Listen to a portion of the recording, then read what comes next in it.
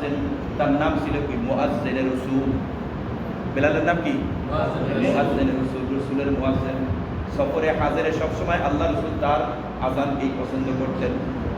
তো বিলাল রাদিয়াল্লাহু তাআলা তো বললেন, বিলাল আযান দাও। তো বিলাল আযান দেওয়ার জন্য হাতিমের মধ্যে দাঁড়ায় গেলেন। আল্লাহ রাসূল বললেন, এখানে না অনেক লোক, হাজার হাজার লোক তোমার আওয়াজ শুনবে না, তুমি বাইতুল্লাহে চলে যাও।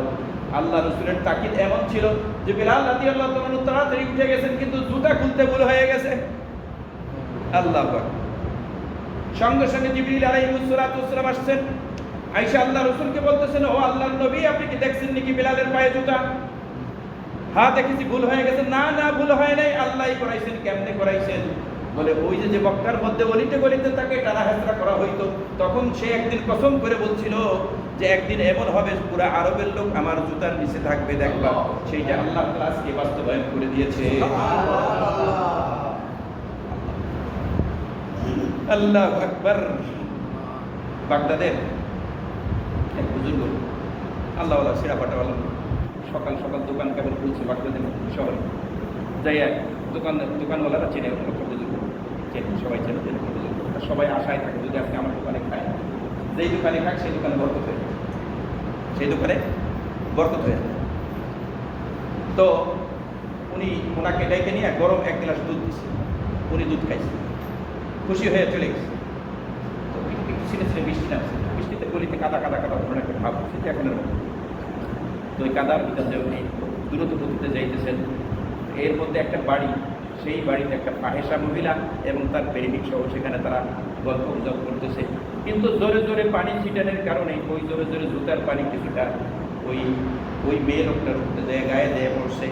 পড়ার পরে সে এরকমভাবে ওই যুবক সে বের হয়ে আসছে, রাগ হয়ে গেছে, তাকে একটা জোরে চড় খাবল মারছে, মানে চড় মেরেছে, কষায় এক চড় মেরেছে, পড়ে গেছে। ওখান থেকে উঠে সে আসমানের দিকে তাকাই বলে, আল্লাহ, একজনে খাওয়াইলো গরম দুধ আর একজনকে দিয়ে তুমি খাওয়াইলে আমাকে থাকবো। এই কথা বলতে বলতে হাসতে হাসতে চলে গেছে, কান হয়ে গেছে। কিছু দূর যাওয়ার না যাইতে, 2-1 মিনিট যাইতে না যাইতে এখানে শোরগোল হয়েছে, উনিও পিছনে ব্যাক করছে। এইটা আবার কিছু লোক দেখছে, এই ঘটনায় কথাগুলো কিছু লোক শুনছে। তো শোনার পরে দেখলো যে ওরা ওখান থেকে ওটা সিঁড়িতে বসা ছিল, সিঁড়ি থেকে উঠার সময় ওই মহিলা সিঁড়ি থেকে, দোতলা সিঁড়ি থেকে পা পিছলে সঙ্গে সঙ্গে পড়ে খাড় মোটকে সঙ্গে সঙ্গে মারা গেছে, সঙ্গে সঙ্গে মারা গেছে। এখন সবাই ওই বুজুর্গ ধরছে, তুমি বদদোয়া করলা? বলে, না, আমি তো বদদোয়া করি নাই, আল্লাহর কসম আমি কোনো বদদোয়া করি নাই। তবে একটা কথা বলতে পারি, তার প্রেমিকার গায়ে যখন নাকি কাদা লাগলো, কাদা লাগার কারণে সে যে আমাকে থাপ্পড় মেরেছে সে বরদাস্ত করতে পারে নাই। কিন্তু আমিও তো আল্লাহর একজন এরকমভাবে মাহবুব, আমার গায়ে থাপ্পড় দেওয়ার কারণে আল্লাহও সহ্য করে না। আল্লাহ গরিবদের সাথে, দরিদ্রের সাথে এবং অসহায়দের সাথে আল্লাহ সুবহানাহু ওয়া তাআলা আছেন। আল্লাহ তাআলা বলেন, আম্মাই ইউজিবুল মুযতাররা ইযা দাআহু ওয়া ইয়াকশিফুস সূ।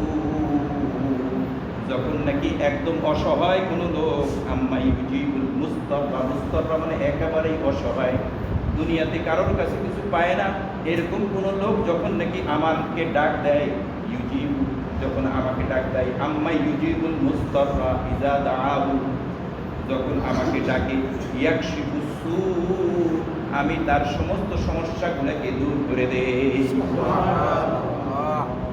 আল্লাহু আকবার। পাকিস্তানের জবরদস্ত একজন এরকম ভাবে হযরত মাওলানা জুলফিকার আলী সাহেব দামাত বারাকাতুহুল আলিয়া, উনি ওনার একটা বক্তব্য থেকে একটা ঘটনা আপনাদের বলি। পাকিস্তানে একজন বেবস একজন মা, একেবারেই লাচার, যেমন তার ছেলে, একটা ছেলে, বাপ মারা গেল, ছেলেটাকে জন্ম দেওয়ার সময় অসহায়, টাকা পয়সা যা ছিল খরচ হয়ে গেছে, ছেলেটা খুবই অসুস্থ, এত অসুস্থ যে এই অসুস্থতাটার নাম কেউ আশেপাশের ডাক্তাররা বলতে পারে না। ছেলে আস্তে আস্তে বড় হচ্ছে, 2-1 বছর হলো, কিন্তু ছেলের মধ্যে কোনো পরিবর্তন নাই, অসুখ ভালো হয় না, মরেও না। মায়ের মহব্বত বেশি, তাই না? মা তার সম্পদ ইত্যাদি যা কিছু আছে ঘর বাজে সব বিক্রি করে টুকটাক করে যে যা চিকিৎসা করতে বলে চিকিৎসা করছে, কিন্তু কোনো কাজ হয় না। শেষ পর্যন্ত আল্লাহ তাআলার কাছে দোয়া করতেছে, আল্লাহ ব্যবস্থা করো, আল্লাহ ব্যবস্থা করো, আল্লাহ ব্যবস্থা করো। আল্লাহ শোনেন কিনা? বাস্তব ঘটনা। এবার